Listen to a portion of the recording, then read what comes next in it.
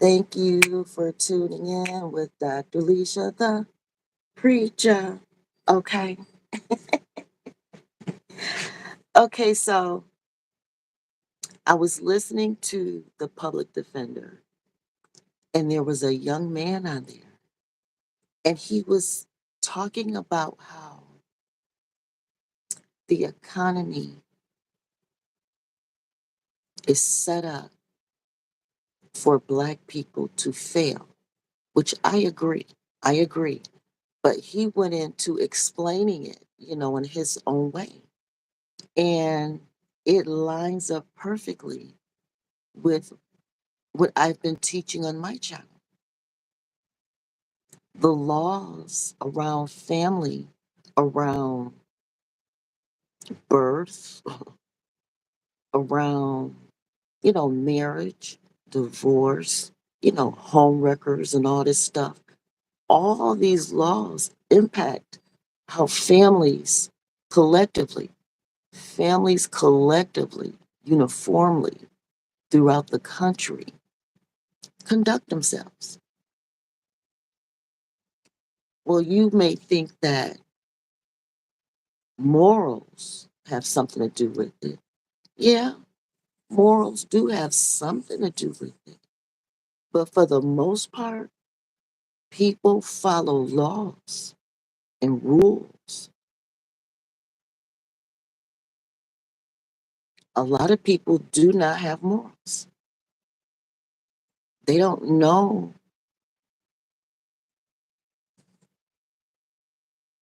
what's right or wrong.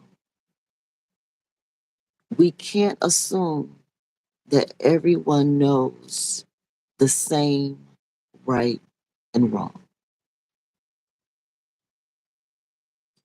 So that's where laws come into play to help give the collective, the majority, the mass of people some type of structure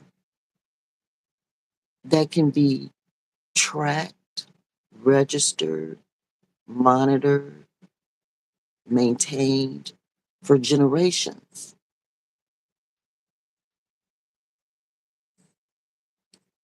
That alone helps with wealth transfer. Wealth transfer. Hello. Okay. Because I use the words wealth transfer, this is where Black people in America, maybe not all over the world, I'm talking here in America, Black people lack the ability to transfer wealth because we've never really had any.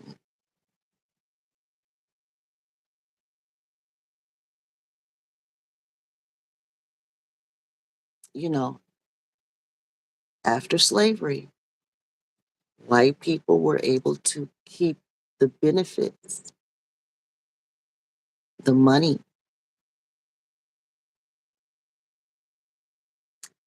Black people had to figure it out, had to continue to labor and without structure, without a system, in place to guide them. We had to, quote unquote, go back to the same system and, quote unquote, fight for rights, fight for equality in a system that had already used us, a system that had already benefited from us, you know?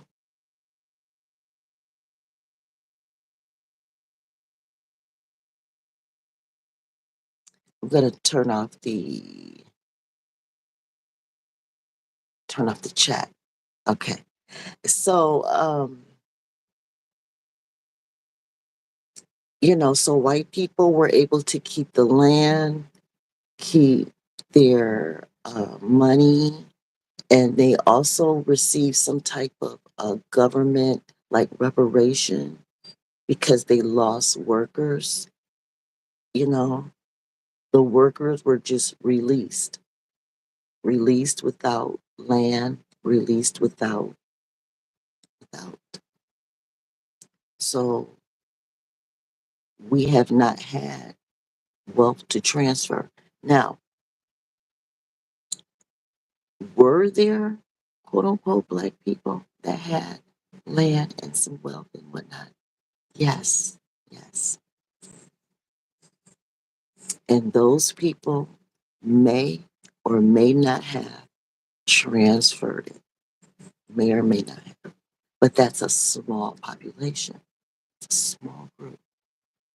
The majority of us are just out here without generational wealth, without anything to transfer, which impacts our ability to date. It affects our ability to come together and bring any wealth together. There are no dowries. You know what I mean? I mean, like, we're still far behind the curve. Yes, we have some entertainers in Hollywood that are millionaires and are becoming billionaires, but that doesn't represent the majority of us. It just doesn't. And even in those cases, it's new money that has not experienced transferring from one generation to the next gen,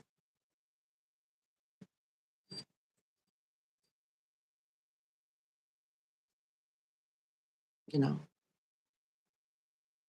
So I made this video because I'm working on my own theory called the eternal deficit of mankind. The eternal deficit of mankind suggests, indicate that we owe Most High God.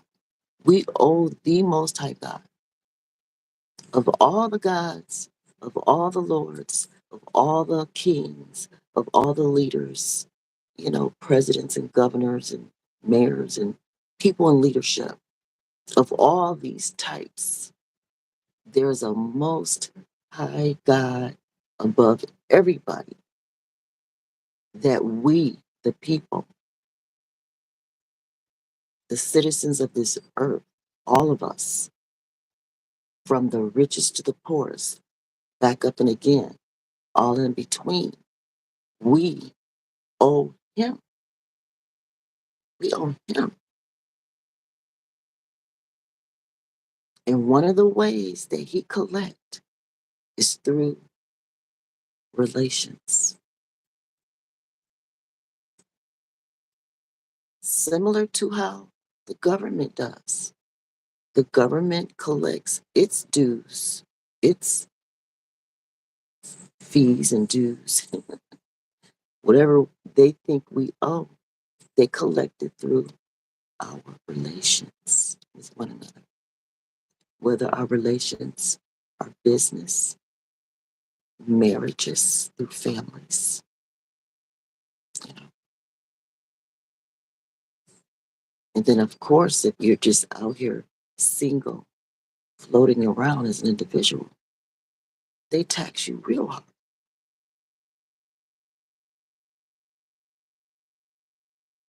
Easy pickings.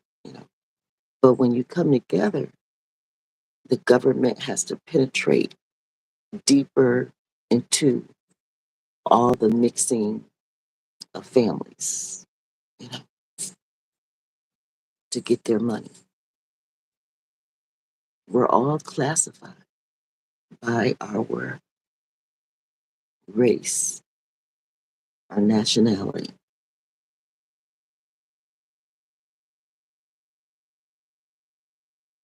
So listening to that young man break down how our government is set up, the laws and how they treat families.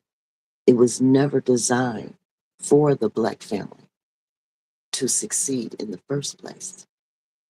It's a wealth transfer type of a system. Now, are there a lot of poor white people in this country that do not have wealth to transfer? Yes, yes. And all I can say to that is shame on rich white people leaving their white family members behind. Shame on, shame on. But Black family members, we're all related.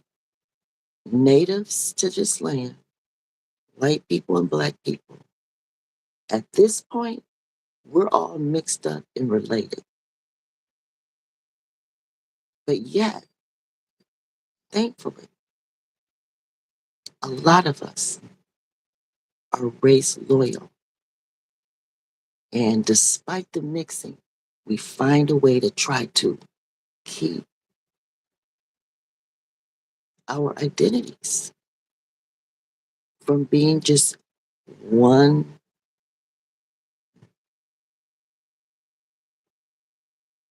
just one, you know, final product. Like we're robots, like we're, I don't know, cloned or something. It's weird. But like I'm obviously a Black woman. So there's been some race loyalty in my bloodline. And I'm glad about it. I have no reason to be mad about it.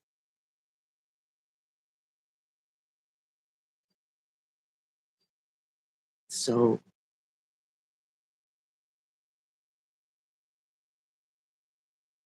Black people have never really had, as a collective, as the majority, as a majority, we haven't had it. Now, a few families, yes. Yeah, a few families. But the majority of the Black people, we haven't had wealth to transfer from generation to generation to generation. Not yet. It's coming. It's coming. But it hasn't been here yet.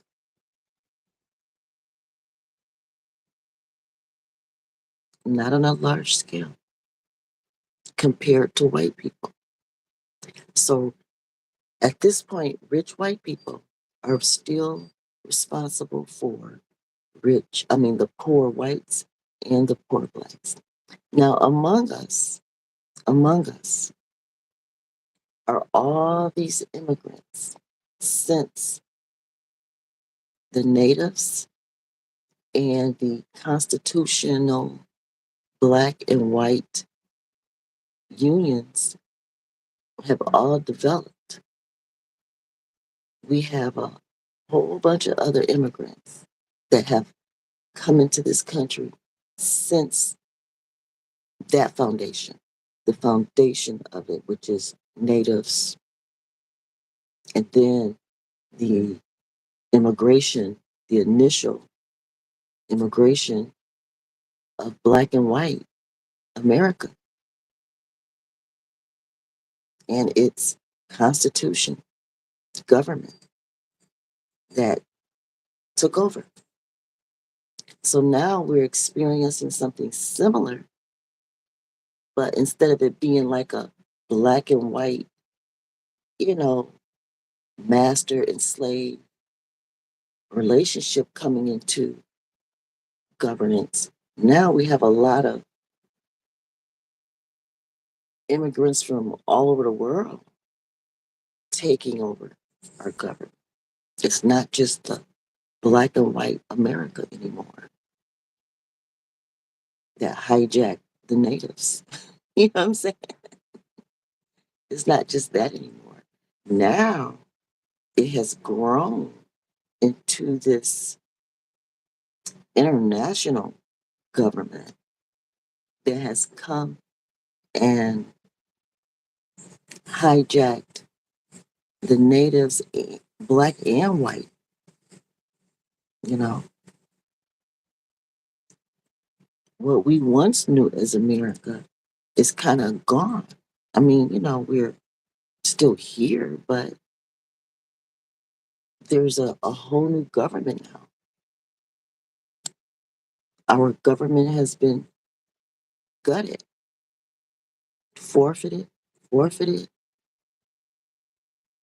gambled, gutted, and now it's being restructured, and it's going to have a more.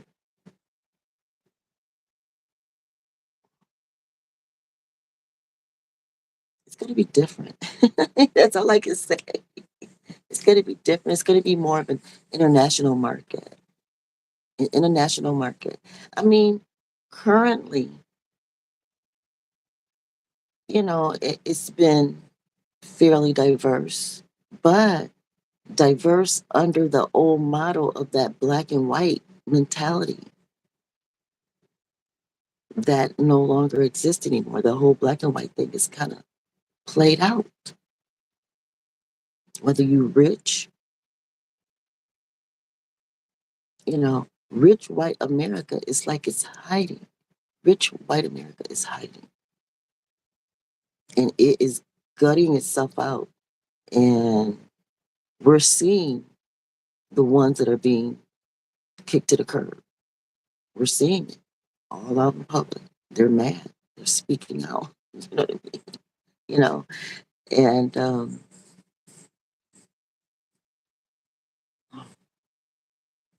so as a black woman who's on the bottom anyway, all I can do is just watch these people. Ooh, I'm already here. I'm already here. I'm already low. So I'm just watching and reporting out. But to hear a young black man speak my language, you know what I mean? That's intriguing. That's exciting. It's confirmation. I am on the right track. I'm on to something. I mean, a lot of us are. A lot of us are. But I'm one of the ones. I'm one of the ones.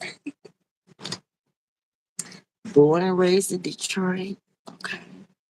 By teenage parents. You know, all my grandparents were from the South, from farms. They were raised on farms. All my grandparents were raised on farms. At least one of them was on the same farm as her white ancestors.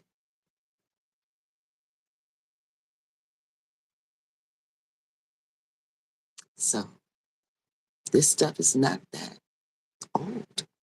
It's not that far back as people want us to believe and think. It's not that far back. I have a great grandmother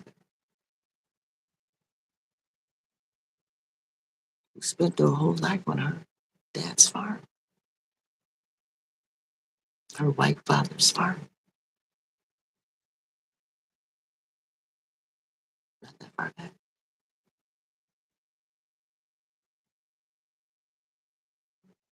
And she worked worked for $1 a day, and raised her children to work for $1 a day. My granny, the one that in Detroit, I sat on her front porch eating greens and cornbread from a bowl with my fingers. Yeah.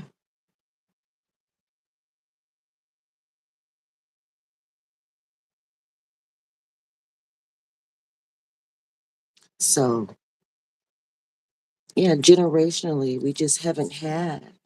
I mean, like my great grandmother, her dad, her plantation owner, her dad, plantation owner, did not leave her land to hand down to us.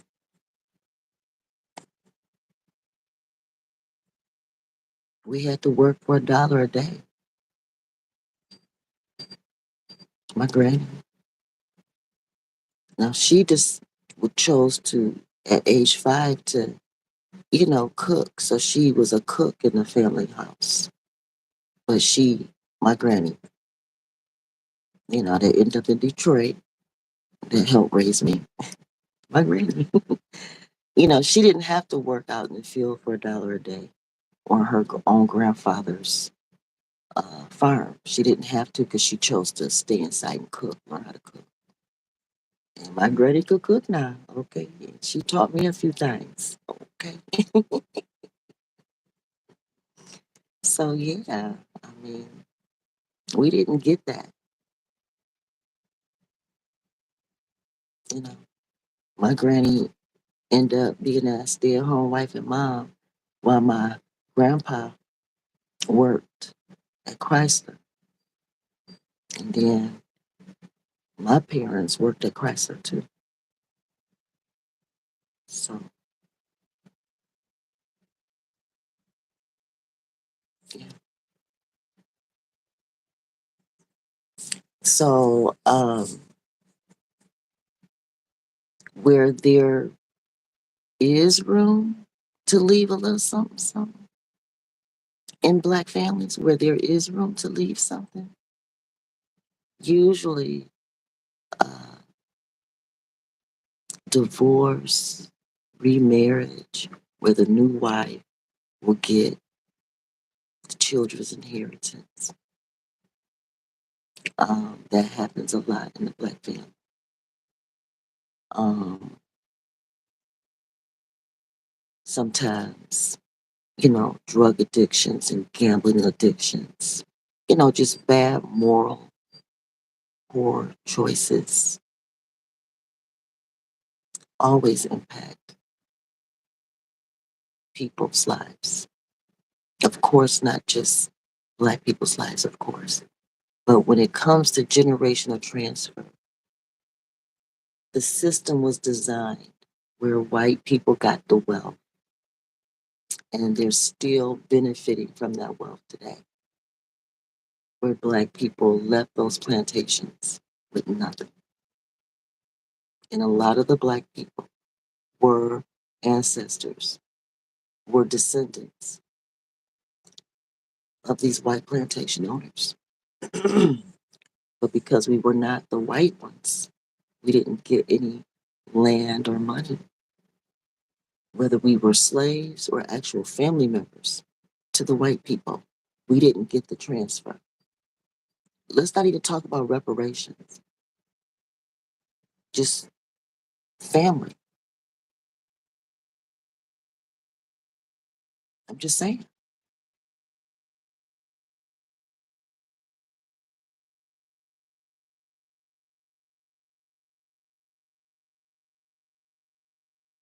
So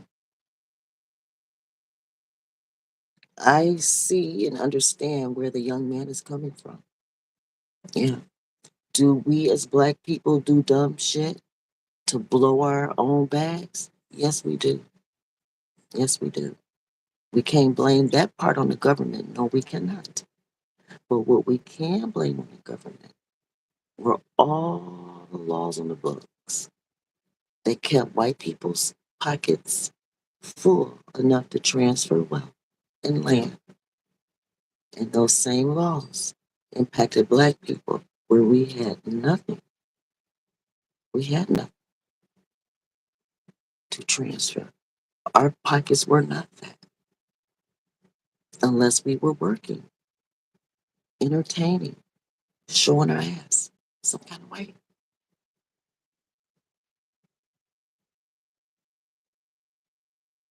That's it.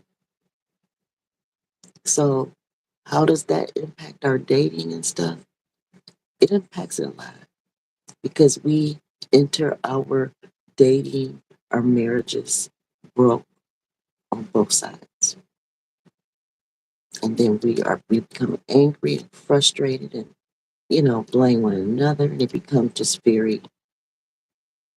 a battleground for destruction. from above, systematically, and then just morally within our own frustration, circumstance. So I get it. I get it. That's all I wanted to say. All right, you all be blessed. Click like, click subscribe, share my videos, hit that notification bell as well so that you can stay fresh with my lives. And share the videos. I have like 5,700 videos. Knock yourself out. It's a wide variety of stuff. I'm all over the place on this channel, just being me. That's it. That's all I can be. I'm not monetized anywhere on social media. Not yet, anyway. Um, so my PayPal is Dr. Leisha the Preacher, just like my channel. You all be blessed, and thank you for your support.